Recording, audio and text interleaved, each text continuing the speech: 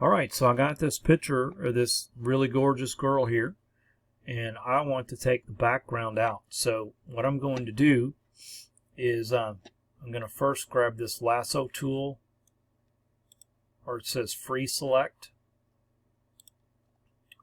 and I'm going to just start.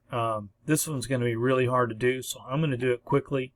What you're going to need to do it real well is to go back up here to the zoom tool and zoom in on a certain part really tight like that, and remember to can scroll down. Then we'll get the lasso tool, free select, and we're just gonna use clicks. I'm clicking like 1,000,000 times. Try to go around this.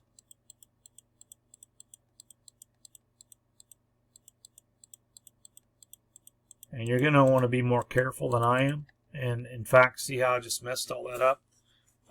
So in that case, I'm going to go back to select, none. I'm going to grab this free select tool again. I'm going to start again. Now, for the reason that I just did that, what I normally do is I'll take a section at a time. Once you do some, you got to close it up like that.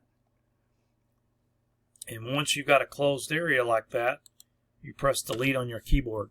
Well, that didn't look like it did anything but turn green, so we're going to need to do a layer, and we're going to do a new layer.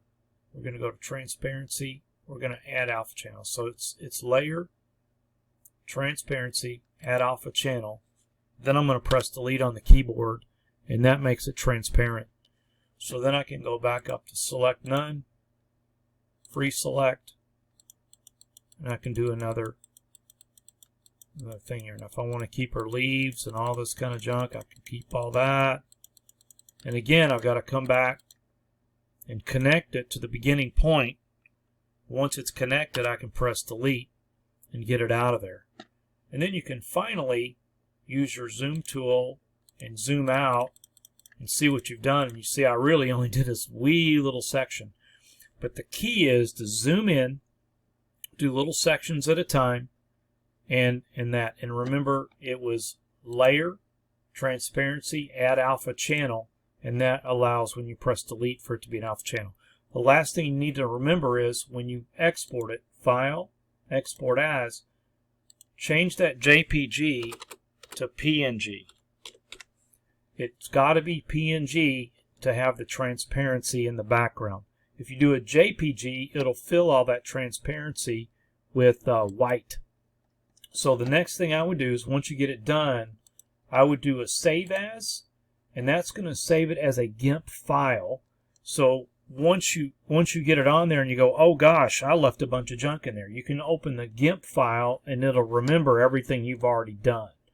So again, once you're done, save it as a GIMP file and then export it as a .png.